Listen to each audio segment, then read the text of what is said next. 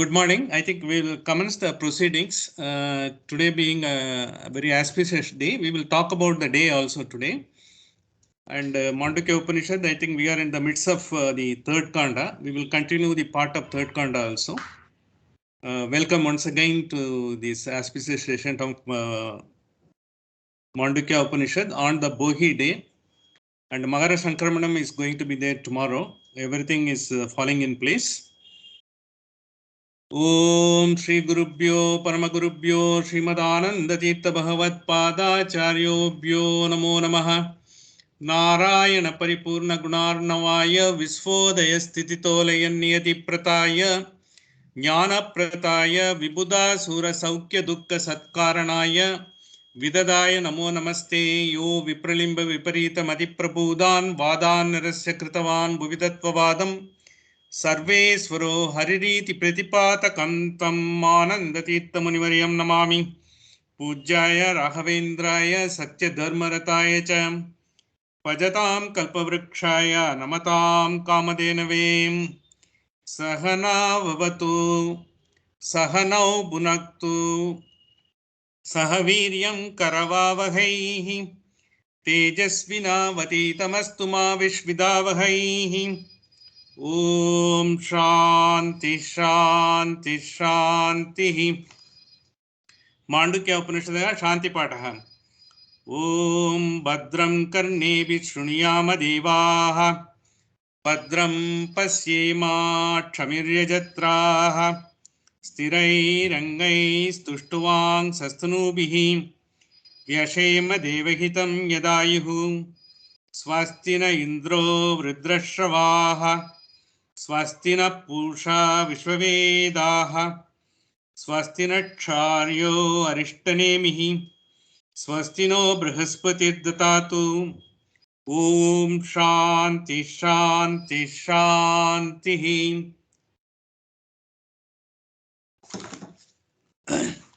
Friends, today is a very auspicious day because just yesterday we had the Vaikuntha Ekadasi.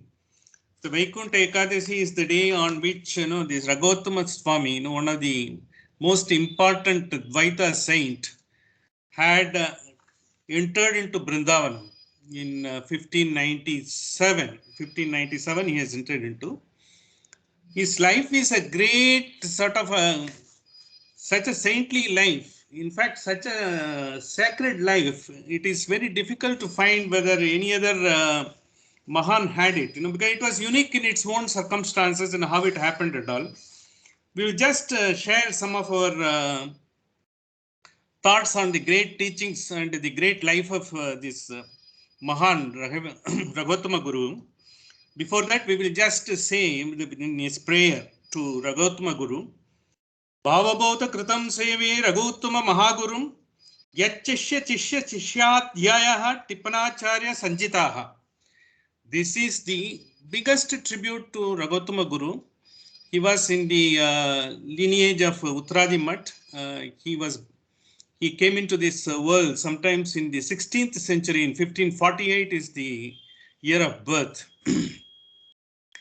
Raghuttama Guru is one of the greatest saint. I think his life is fascinating. He was born with silver spoon. He was born in an aristocratic family. In an aristocratic family, having been born, he was born with a silver spoon and baptized on a golden plate. Brought on a golden plate without touching the earth immediately after his birth to his Swamiji, Raghuvarya Swamiji, because he was the Swamiji, who was to ordain him. Basically, the story goes like that. Raghuvarya Tirtha, who was the Uttaradimat pontiff at that point of time, he was wondering, because there was not a lot of, the propagating the Dvaita literature, and as well as, the doing the everyday routines, as well as taking it to the people at large. They were finding it, because very difficult. In fact, things were very difficult in those times. He was wondering what to do. Who is going to be the successor, who will carry on and all. He was just wondering what to do and all. In fact, what he did, the best anyone can do, he prayed to his guru, Srimad Madhvacharya.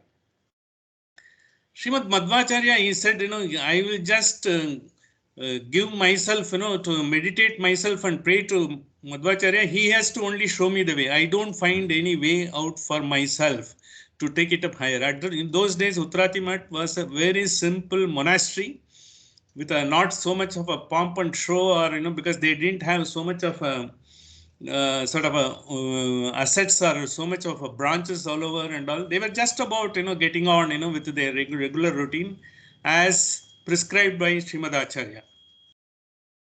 So when he was wandering in the night, Raghuvarya Tirtha had a dream. Madhvacharya himself came. This is what has been recorded, and in Uttaradimat also has sort of recorded it. He came in his dream and told him, I think there is a couple. You should go there and bless them. They don't have any progeny. After you bless them, they will get a progeny. That progeny will be the one who will take it up further. This is what has been told to Raghuvarya Tirtha. Raghuvarya Tirtha, because he got it and he immediately had a hope. One Acharya himself has given this. What else you can do? And once it has happened, then he came to, on a yatra, Sanchara he came. He came to the Nizam regime, Bijapur district. When he came, his Purvashrama, his sister was married to an aristocratic family. They are zamindars. Zamindars called Mannur, they call it. In those days, they call it Swarnavata. That place is called Swarnavata. So they didn't have a children. They had all the wealth. They had all the prosperity, whatever they are very well-to-do family and all. The Subba Bhatta, who is the Purvashrama, his brother-in-law, and they were all carrying on. But here Raghuvarya Tirtha, having become a monastic member of Uttaradi Math, he was carrying on his thing. He has already sort of detached from his family and the entire contacts. So when he went there, so they requested him to come to his house for Bhiksha. So when he went to Bhiksha, then he blessed them and gave Tirtha and told them, I think, you will be blessed with a child, because Srimad Acharya has already told him in his dream. So he told them, if you get a child, and that child has to be given to the mutt. With that assurance, he gave them that boon and you will get a progeny. So based on that only, that Gangabai, his mother's name, this Subba Bhatta, because the father's name of Raghuvarya thing, he was called Ramachandra Bhatta. Raghuvattama Swami on birth, he was named as Ramachandra Bhatta. So they got the child immediately. These are such an aristocratic family. They think they were having all the pomp and show. They wanted to take the child, into places, because they had all the means. But then they have the undertaking and given to Raghuvarya Tirtha. So immediately after birth, this Ramachandra Bhatta, as he was named, was taken on a golden plate so that he doesn't touch the earth. And he was taken to the monastery of Uttaradi Math. And he was fed on the Abhisheka Tirtha, and whatever milk that was done on Abhisheka and the Salagrama, he was fed on that. So he is the only monk right from the birth. He was taken to the monastery. He went into the ordain. He didn't go through the normal life and taken up sannyas later. So that's why, he was born with a silver spoon and brought in a golden plate. He was taken there and he was given all the studies and all. When he was 7 years, the Raghuvarya Tirtha conducted the Upanayanam of this boy. And finally, he was put into one Varadacharya, Adi Varadacharya. He was a very great Pandit. So he was asked to under his tutelage, because he was put into, so that he learns all the granthas and all. His grasping power was phenomenal. In fact, at the age of 9, he could write even small granthas. That was his power. So when he was just 9 years, and finally then he had to take sannyas at the age of 8.5. He came straight from the birth to monastery, the mutt, and at the age of 8.5, he has to take the sannyas. In that almost 35 years he ruled. 1857 or 1557, he has to take sannyas. 1548 he was born. just before he completed the age of 9, he had to take the Diksha. And he has become the pontiff of that mutt. Raghuvidya Tirtha had handed over, and I think by the time, he was also looking for his moksha. He has gone there and all. But he is a young sannyasi. How he is going to manage the mutt? That was at that point of time, the big question mark. And then, because this tutor who was teaching him, he considered him to be a boy only. He never, though he is supposed to be the pontiff of the month, because as a boy, no one thought, because no one tried to, he's a boy, let him get his way through, let him become lately and all. But then on one occasion, when there was this Swamiji was invited for a Bhiksha, Swamiji had to complete his, Raghotama Swamiji has to complete his puja and he went a little late. But all others were sitting and, they were taking the prasada. And this Varadacharya was also taking the food. But they were not waiting for the Swamiji to come, because Swamiji was to give the Bhiksha. They didn't wait because they thought, because he's a young boy, let him come whenever. But when he went there, by seeing his sheer presence, that family who was invited for Bhiksha, they fell on his feet onto the young sannyasi, 9-year-old sannyasi. They fell on his feet. Sorry, I think we have done a big mistake. The others wanted to have the meal. I think we didn't wait for you and all. But then, he forgave them, and it's not a problem. I am just a boy only. He is my teacher. No problem. You can have it and all. He left it at that. That night, the Raghuvarya Tirtha came in his dream with Madhvacharya's blessing. And they wrote on his tongue, because what is the Brahma Vidya, they wrote on him. And he said, now you are not a small boy. You are the Pitathipati of the great Mutt, Uttaradi.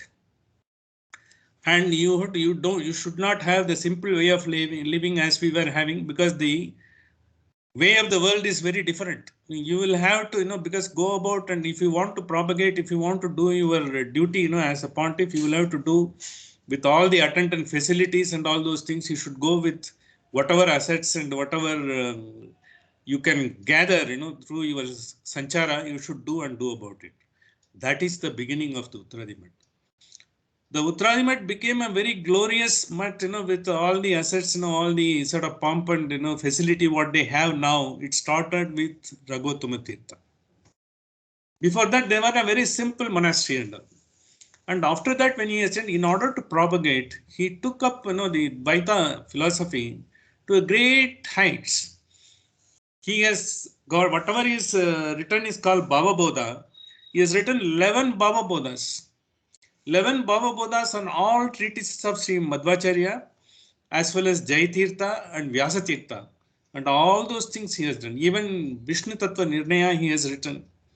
Tattva Prakashika, which is a Jayatirtha's work on the Nyaya Sutta, on that also he has written.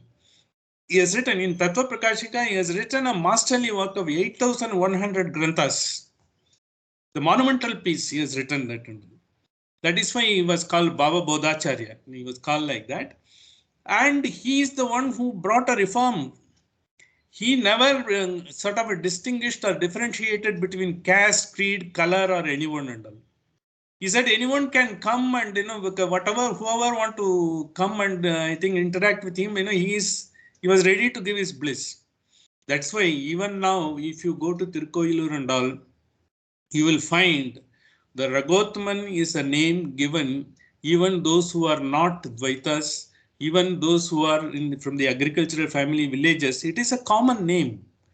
They have prayed for some boon and that has been granted by Raghotama Tirtha. So that is how, because he's a reformer of a first kind, because in those days, such a reforms were not, found to be therein with many of the sects. But the Raghotama Swami said, look, he followed Madhvacharya's words to the letter and spirit. Nana janasya shushrushu karmaha. It is not that, you alone be in a pedestal, because you're in an Olympian pedestal and look at the world. You go to the world and you will have to ameliorate with them. In fact, he has created so much, because even when there was a drought, he was with the people. He has helped them. And people still today, for anything in and around that area, 50 square kilometers, they go there and they pray for that. and they go and sort of meditate there, because it's an open Vrindavan. It doesn't have a roof, because when they try to construct a roof, it came in the dream, the roof will not stand. It has to be open to the sky for rain or shine, it will have to be there. So that is he has taken the Vairagya. He said, I will have to be there. I will have to be available for everyone, whoever is coming. That is why the Ragottama Swami Mutt in Thirukkovilur is open for all the 365 days for anyone who are going through.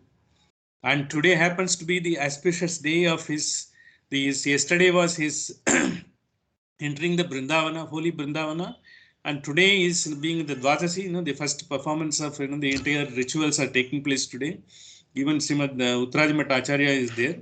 And we will pray, we will pray to the Almighty, to Raghuttama Tirtha and Sri Madhvacharya to give us all the benefits, of his blessings to all of us and to the mankind, especially during the pandemic. It is very much required.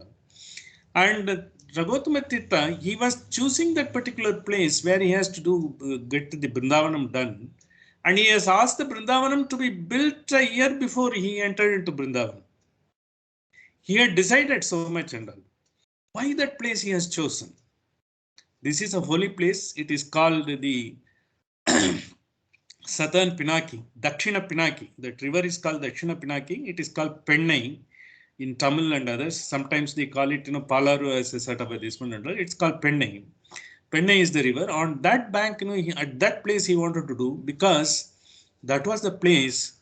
There was a very famous rishi called Galava Rishi. When Galava Rishi was there, in the Dwapara Yuga, and he was in the Treta Yuga and Dwapara Yuga, he was supposed to be the disciple of Vishwamitra.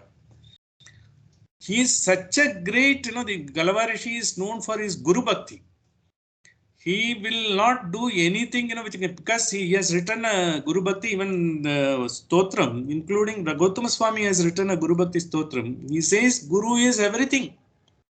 Without Guru's blessings, you can't even put one step ahead. And he had such a great Guru Bhakti to Srimad Acharya and all the Guru Paramparas. He was totally been, because his way he has written, how one could write in his lifetime so many granthas, it is supposed to be seen, but his granthas are still to be popularized, because even though it is there and all, the lectures or upanyasas on those granthas are taking place on a very minimum scale. I think now Uttarajimat has taken it as a sort of a mission. They will be doing it. It's a great grantha. As I told you, the Tattva Prakashika, it has got 8,100 granthas. The versions are there. Padya and Gadya both are there. Written so lucidly, so simple. And he has quoted enormously. Like Madhvacharya, he has given pramana for everything and he has quoted. So he has chosen this Galava Rishi. The Galava is supposed to have brought a divine horse when, because he wanted to give as a Guru Dakshina to his Guru Vishwamitra. Vishwamitra said, I don't need any Guru Dakshina for that. You can give it up and all. Finally, of course, he gave it to the Devatas and, a lot of people were protected by that horse. That's what it seems. As per the legend, Vishwamitra and Galava Maharishi, they are in the Rishi Mandala, they are there. The Rishi Mandala, they are getting it, they are blessing the world. That is what it is. It is at that place where Galava Maharishi was doing all the penance and tapas that Raghuttama Swami chose and be there. That is the holy place. That is why it has got much more folia. He had, because he had identified the place much longer. Even before his entering into Brindavanam, he used to do meditation there. He used to do puja there and all. That is the holiest place. That's why, because it has Thirukkovilur and that Raghuttama Swami Brindavanam has become so famous across the continents in the world, and people come all over. And today being an auspicious day, we will pray for that. And this is one aspect of it. And we are these granthas are also now made available by Uttarajimat in a simpler style. They are also bringing out, in Tamil and other languages also. Slowly it will be coming to us. See, another important day what has happened during this week is January 12th was the birthday of Swami Vivekananda. Swami Vivekananda's birthday was, of course, it was called the National Youth Day, and all those days it's being called. But no celebrations, where obvious celebrations were not there, because of the pandemic. presumably. But then, there were very many occasions have held in various places and all. For one thing, one had to admire, the great Swamiji, in this 18th century, when he is represented in India and elsewhere. Because no one person can ever represent Sanatana Dharma as it is. Because we have got so many sects, we have got so many philosophies, we have got so many followers, we have got so many sort of a closed circles. No one will consider you to be a representative. You can't represent Sanatana Dharma as a whole. But he wanted to bring it. He wanted a harmony across all the disciplines of Hindu sects. He wanted to bring it to them and propound one common philosophy that can be called the Hindu philosophy or the Indian philosophy, which can be sort of highlighted to the West, who are always dogmatic and they don't know any other philosophy other than what they have been told, like the Christianity, Jewish, and Stoic religion, which they were following and all.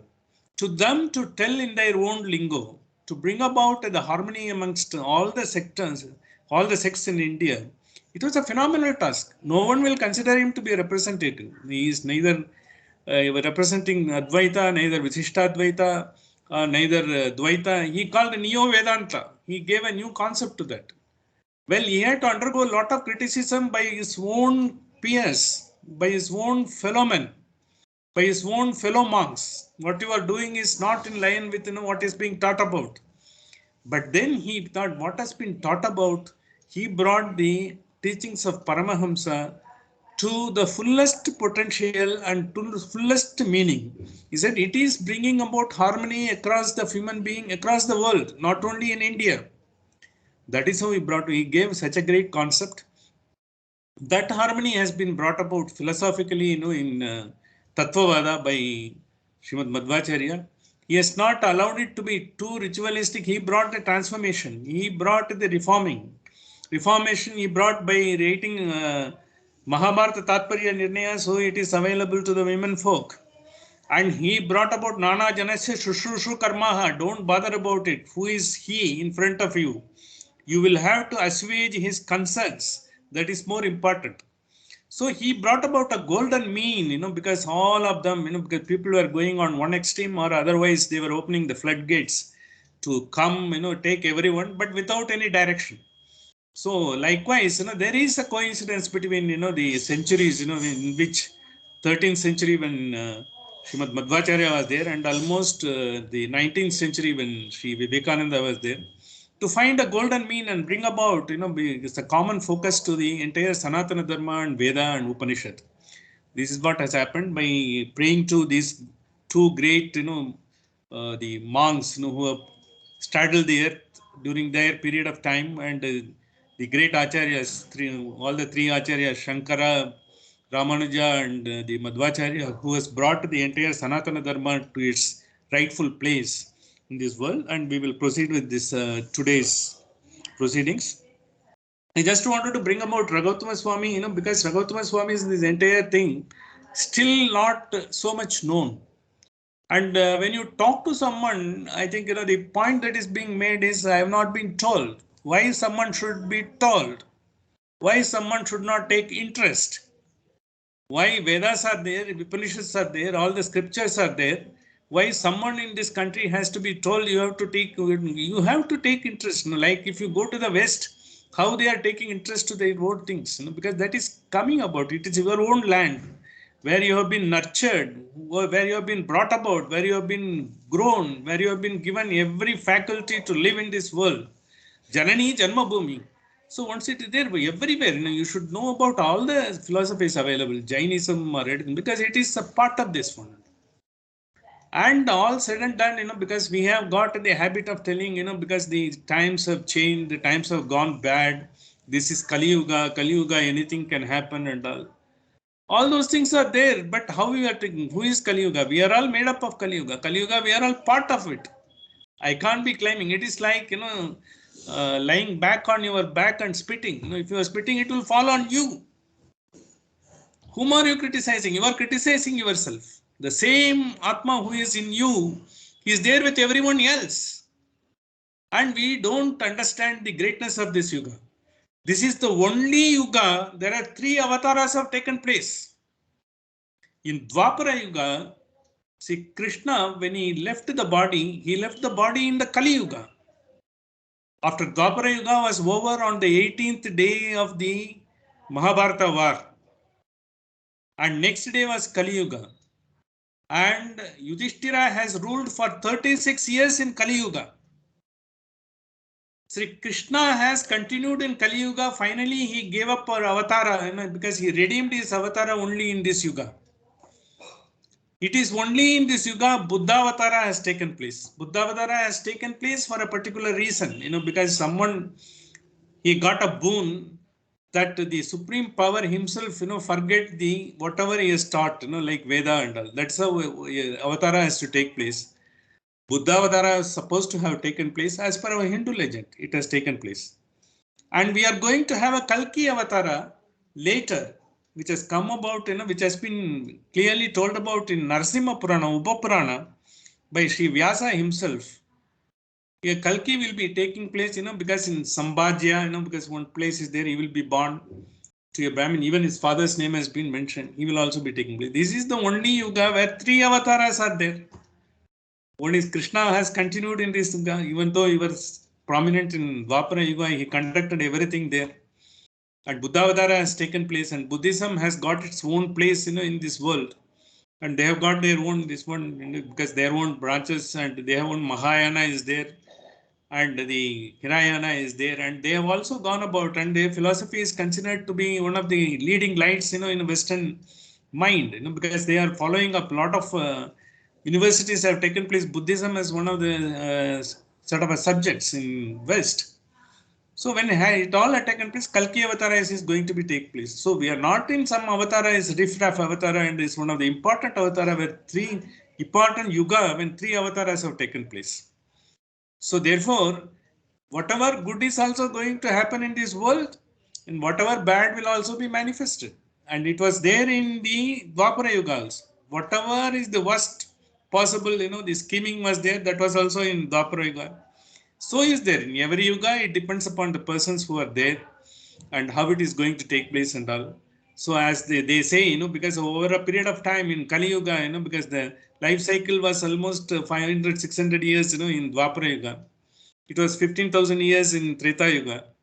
And in Satya Yuga, because Krita Yuga, it was sort of endless, they could live for any time and all. It was like that. Now we are calling it 100 years. Sanatana Dharma, we say 100 years is the maximum life, we are telling, because they say towards the end of the Kali Yuga, it may be somewhere around 35, 40 years. That's what they say. That's how, things will take place. It is a course of nature, the Kalpa to Kalpa, Yuga to Yuga, it will take place. So our own Yuga has got the own importance. In this Yuga, in order to elevate us, only the great Mahans like Raghotama Swami and Vivekananda have got different, like Shankaracharya, Ramanujacharya, Madhvacharya, Chaitanya, all of them have come here. So with this, we knowing, that the sanctity with which, this Yuga is also proceeding, how, the harmony has been, whatever harmony which Vivekananda thought about has been brought by the pandemic. The pandemic doesn't differentiate between color, creed, country, or you are democratic or you are autocratic, doesn't know, it goes all over the world.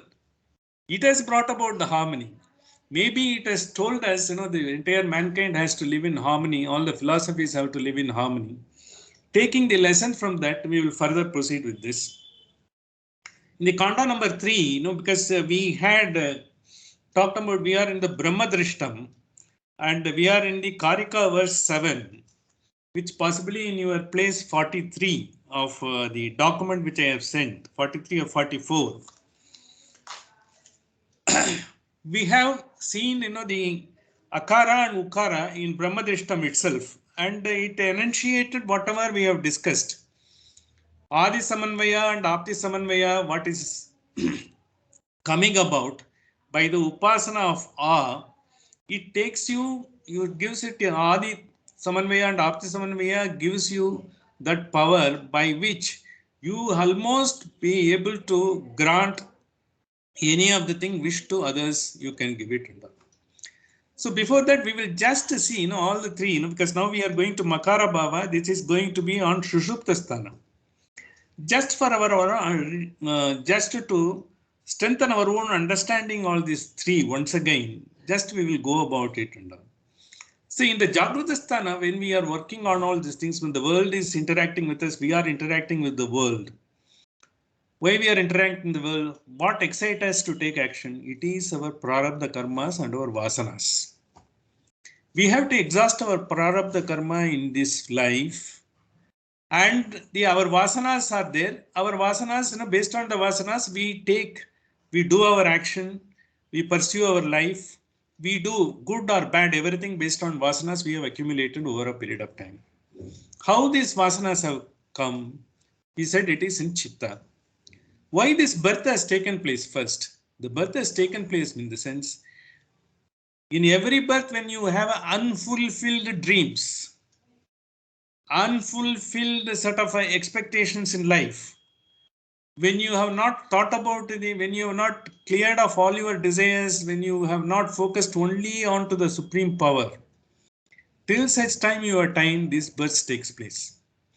The unfulfilled dreams and the unfulfilled ambitions, the unfulfilled expectations are called sanchayita karma.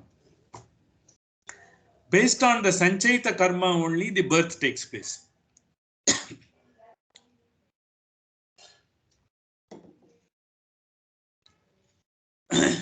In sanchayita karma, what happens? It is latent in your chitta. So you have to get this life so that your unfulfilled dreams or ambitions or aspirations of a life could be fulfilled. And when you are doing what helps you to do, you got the prarabdha karma, your bank account, based on whatever actions you have done. You got debits and credits. You got the credits also, you will have to do that. That you will have to do by in this life. In the Jagrata Sthana, whatever you are doing is exhausting your prarabdha karma. So when the prarabdha karma, when it is exhausted rightfully, then in the prarabdha karma gets exhausted in this life itself. But as you go on giving up our desires, ambitions, and the unexpected aspiration, the expected aspirations and all, when you slowly give it up, your sanchayita karma goes off. The vasanas are not there. So what happens is when you go from Jagrata Sthana, the Prarabdha Karma when you are exhausting, and you go to the Swapnasthana, it takes you, the Dehabhimana is not there. You forget about, you can't do any Prarabdha Karma in the Swapnasthana. Your latent impressions of the mind comes. It continues to keep your consciousness where, depending upon your ability, if you are going on depending upon dreaming about the worldly things and worldly expectations, that continues your dream. But when you are focused on a goal, when you are a grand goal, like what we were talking about Ramanuja, or even some acharyas, some philosopher, who is thinking of a great ideas, or a person, who wants to give to this world, or some like Swami Vivekananda and all, they had an ambition to put about, because wherever the people are being served, because people service is considered to be the biggest service to the God, because that concept, when it is there, when you do all those things, you get those type of exalted noble dreams. That is how it comes. What it happens, it helps in reducing your unfulfilled dreams, unfulfilled aspirations. You don't have anything called unfulfilled when you have got goal like this, because you can't exhaust something without getting something. So unless you have a grand goal, you will not be able to exhaust unfulfilled dreams. That is required. And when you go into the sleep, you are not you. We said, you are not father to your son, you are not son to your father, and all those things. We don't have any, we are ourselves, because separately we are there. But at that point of time, your all unfulfilled ambitions and aspirations are latent. They are all dormant. That is true for all the beings.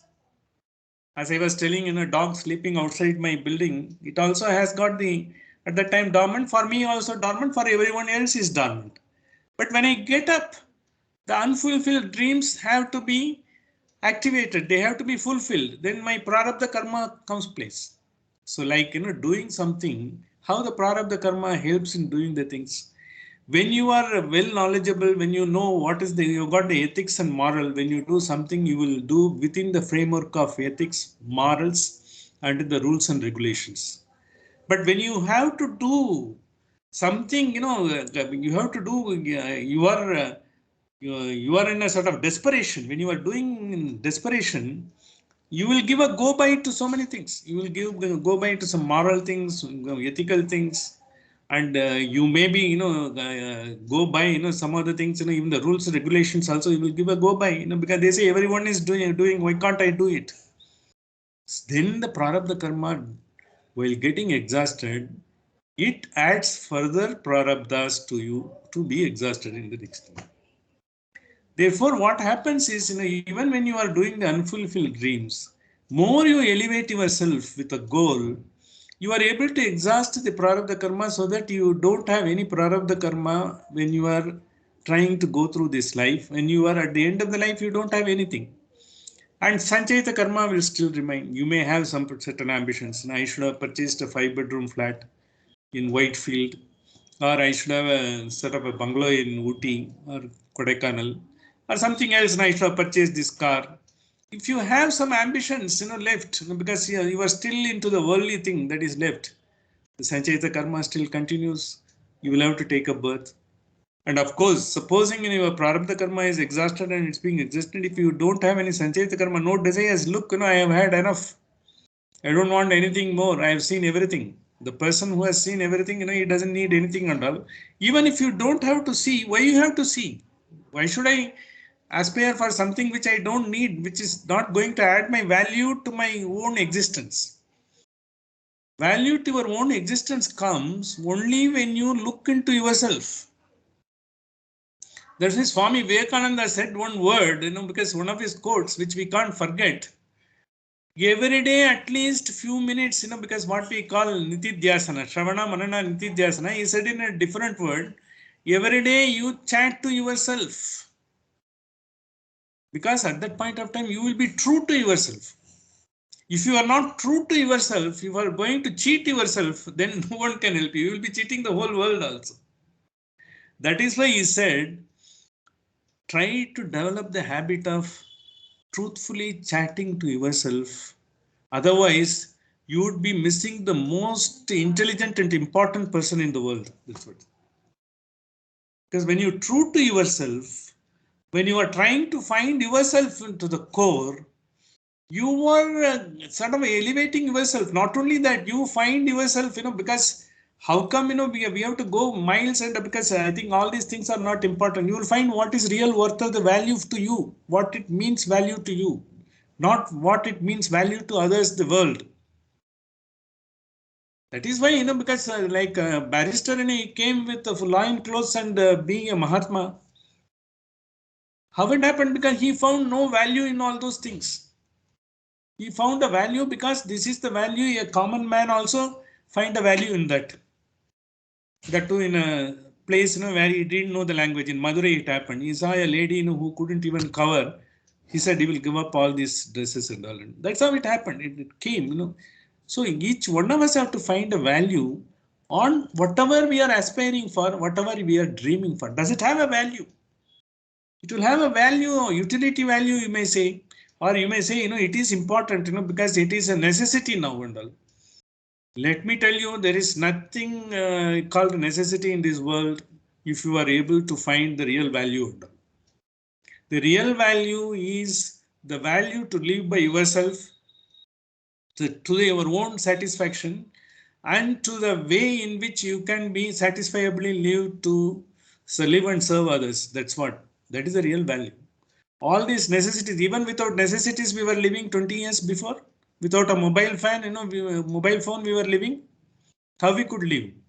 But now, without this, I can't do, because everyone is having it. Without that, I can't do it and all.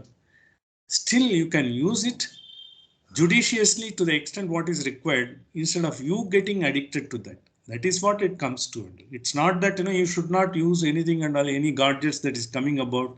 It's going to facilitate. The way of the world is changing. You can't be different. You can't go to the forest and you can't still be working on the pen and paper. because pen and paper has gone off. Most of the people don't know how to write, because we don't write. We don't have anything to write.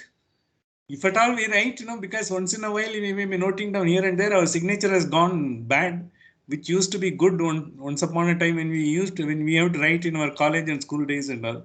So likewise, we finding a value and meaning to this life is continuously all these three are helping us to do.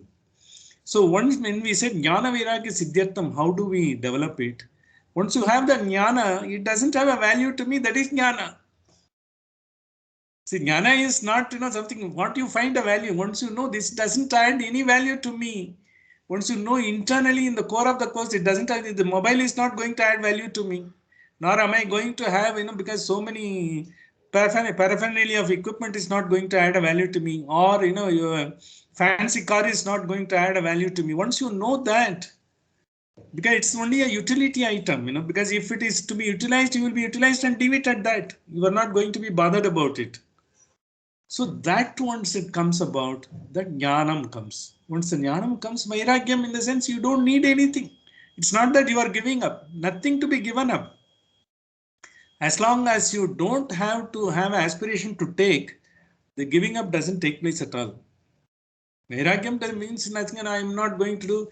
You're going to steadfastly do. That means, with having ambition, if you want to practice vairagya, you will be cheating yourself. I want to have a good cup of milk now, or a good cup of chocolate now, hot chocolate now. But I'm vairagya, I'm not going to touch it, but still, I will enjoy that. Why do you do that? If you want to enjoy it, and leave it at that. When it is available, enjoy and leave it at that. This is what Swami Vivekananda brought about. It's not that a monk means, you should be sort of, you should not be, thin, and, you should not be looking, sort of askance. It's not like that. You can have a magnetic eyes, majestic voice, and you could also enjoy whatever it comes in the life at that point of time. Leave it at that. Not hold on to that. It's because it doesn't have a value to that. You will hold on only when you have a value to that. So this is exactly what about brand. When you're doing it in the whole world is like that. When entire humanity is trying to find a value, then the harmony of the world is going to its places. Whether it is pandemic or no pandemic, you can't change. A pandemic will happen. Other than free days will also come. It all came because the nature has been depleted, decayed to the extent, because we have brought about our own self. So therefore, all the three sthanas, what it says is, we go on, because developing every time when the cycle goes through, every time you find a real value of yourself. The Upanishad doesn't give you what is your value. It asks you to find your own value. When you are true to your value, it takes to that. That value is the one in Makara Bhava you find it. Makara Bhave, in this Kajika verse number 7, I am reading it. Makara Bhave Prajnasya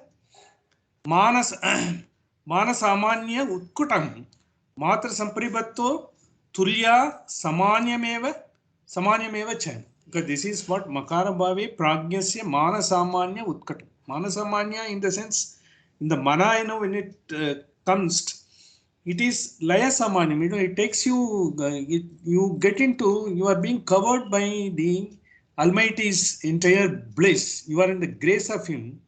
Then you almost get to the same bliss. Once you do the upasana into that, we said last week, you will be getting into the thinking of someone, mind of something. You will also be able to activate what he should do or not. That comes when you don't have any unfulfilled desires, when you don't have any unfulfilled ambitions, and when you don't have any sort of a karmas left in you to be done in this world for yourself. Because you will be living as it is. That is why we call it, Jivan Mukti, because that's what we call Advaita. But I think that concept has got a lot of debate on that. You will be like that. Once you have that, that is the power you get. Because not only that, here the Bhashya, they say, not you have to do Upasana and all these three mantras. Even if you know by doing this Upasana, this is what you are going to get, slowly your thinking will change. What we are reading is, by doing this, you will be getting all the benefits. By doing the you get the Atma Samanvaya and Apti Samanvaya, and who you are getting to Utkashata, Ubayatvata, and when you gone to Pragya, because Makara Bhava, when you come into, you are into the command and control of the entire, the Bhavanta, the supreme power. When he is there, you are getting into that. And once you are getting into that, because what happens, that entire sorrow is going off. The entire sorrow is going off in the sense, you will be able to know every person who is God's creation. Whatever God has created, you will be able to know what each person is, each creature is. With that, what will happen is, you will be able to live in harmony, semblance. You will have a real value. You will find it. It also means you will be able to get into the mind of someone, and you will be able to trigger, what he has to do or not, for the good of everyone, not only for his good, and you are not going to misuse like a hypnosis. Hypnosis you will be suggesting for the benefit of the person so that he can get cured. Past life regression is being used as a means of healing for some of the unknown diseases, unknown afflictions, which people might have heard because of their own attitude. That attitude must have come from their vasanas. Your attitude can't be changed. A person who is just going about in this world in full flung, without bothering about it, his attitude is come from his vasanas. A Napoleon can't come just like in this world. He must have had several births. He must have had the vasanas. But as a weakling, will also be same. That is his, that's what he will also come. When you find the real value, that is the real strength, that is the real courage. That greatest strength will come somewhere. Makara Bhava Pragyasya, when you say, this is what finally we get that. This Ma, once we have taken all these three, this is where when you go about it and all, the unfulfilled ambitions, comes as a latent, during your sleep, Makara Bhava. And once you get up again in the waking world, then you will have to work on the world to work over your ambitions and thoughts. That is Prarabdha Karma comes there. Because you will have to do, how you are doing is conditioned by Prarabdha Karma. For an expert, an engineer, he will do it, because his chitta is there already, he will do it. A man who is not even held a tool in his hand lifetime, he will not be able to do. He has to depend on someone. He can do, he can write or read, he can do a clerical job, he can do it. Those things comes. But everything when you do it for the great purpose of slowly reducing your unfulfilled ambitions, unfulfilled aspirations, unfulfilled dreams, and trying to perform to the best effect possible in exhausting your prarabdha karma, because slowly honing your nature, because ethics and moral, how it comes. We have been taught, we have also seen others, we have learned from there. And then, because as you grow about in the society, you admire, and even the animals have ethics. Animals have rules. They don't, if you have seen some of the animals, even if they they have predated, some animals, they have killed them, they will not take more than what they want. They leave it to others. They will go. But whereas here what happens, the unfulfilled ambitions, and based on your own sort of a greed or whatever you may call it, you want to hold on whatever you have got, your need, and more than the you need also, you try to have it because it is maybe needed for someone else in my lineage, like that.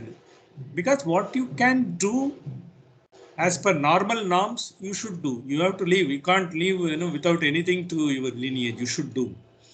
But everything within the framework of regulations, moral and ethical value, and your own value, what you would have found by your own sort of nitidhyasana, your own chat with yourself, true yourself. So you have to be true to yourself. This is what exactly this brought about. And with this, how it is going to take up, because with this, what happens, the Turiya stage, when we say, when you go there, then neither you have got any sort of a desires left, nor you have got any unfulfilled ambition, nothing, you are totally nothing. That is why when you go to that, you get into almost, your state is, you are changeless, like almost the supreme power, Bhavanta, Ishvara. You are like that in Turiya stage. There you will be able to see even those who have got the mukti, you will be able to see how they are, how they have come about and all. Whereas as long as you are in Makara Bhava, with you are able to have all those unfulfilled ambitions exhausted and you don't have any desires left and all, you will be able to influence, you will be able to know every creature that has been brought about in this world by the supreme power. Whether it is chara or achara, everything you will be able to see. That power has been given, and knowing that such a power is possible itself will trigger you into doing a lot of good things. That is what it's doing a upasana and getting the benefit is something which we said, Prashna Upanishad chapter 5 also, it is highlighting what are all the things you will get it. Because that is to tell, because what is the effect of it, because just to bring about, they show you everything. The option is for you to take it. The Prashna Upanishad also like that. These are all the effects. And depending upon your ability and your sort of efforts, you will be able to take it. But whatever we will be getting, whatever we will be able to take it is depending upon of each one's capacity, each one's effort. Because all of us are different, because our capacity is different. Like Purnamadaha, Purnamidam, Purnat, Purna Udachite, Purnasya, Purnamadaya, Purnameva, Vasishyate, what we do, what is Purna? If my capacity is only this glass full is Purnam. Whereas some Mahans, they will be having a big vessel, that is Purnam for them. My Purnam is only, if a small child, it is got a small spoon, the spoonful is Purnam. Depending upon each one's capacity to hold, each one's capacity to emerge victorious and bring about their Nichocha Bhavam Gataha, with the Acharya said, to bring about and flourish, and you are able to be a true value to yourself and true to yourself and get that value realized. Through that, you are trying to get the entire vibration across to the whole world. We said, we are only 0.01%, this material form. 99.99% is the vibration. This is exactly, because what this Upanishad is also trying to attempt.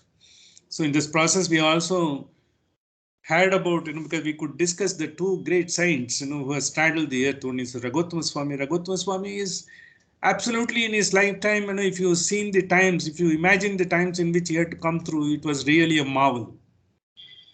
That cannot be, but real marvel, because with the God's grace. And it is a fantastic phenomena. A person right from the birth, he is getting into the monastery. Not that he has lived and loved and seen everything and he had taken developed the Vairagya and all. He has come. It is a divine ordain. He has come straight away into the monastery. And that too, he didn't have anything, he's not from a mean family, aristocratic family. From there he has come and he has become a monk. And he has become a messiah for all the thousands of pure people in and around that area, and he has propagated. That is the life. So is Vivekananda. He is trying to brought about harmony of the so many disparate and different sects and segments. Everyone says, my philosophy is important. Mine is higher than others. That itself is an ignorance. To remove this ignorance and come and see, how the world will have to move about. These two great people have come, and such a golden mean in philosophy to a great extent has been brought about by Srimad Madhvacharya, and the golden mean in the Sanatana Dharma has been brought about by Sri Vivekananda. Taking these two examples, I think perhaps this is how the world will have to evolve, the country will have to evolve, India will have to evolve, and so that we will have a common good for everyone across the world, irrespective of the region, religion, caste, creed, everything. With this, we will try to complete today's session. It is an important session I wanted to take because of the occasion, as well, because just to know about, our own masters. In fact, if God willing, because we will have to talk about so many masters in all the streams, Advaita, Visishta Advaita, and Dvaita, as well as, because even Chaitanya, a lot of people are the great masters they brought about. But such a knowledge, because unless, it is known to a little extent, it will not trigger the ambition to know about it. And we can't say, I have not been told. We don't have to be told. We will have to go, because the water is there. The horse has to go and take the water. No one can keep the water and take the horse to the water. So with that, we'll conclude today's session. With this, I will formally close, and we will have a small meditation session after this. Sahana vavatu, sahanau bhunaktu, sahaviryam karavavahai, tejasvinavaditamastu ma vishvidavahai. Om Shanti Shanti Shanti. Now I will just put the music.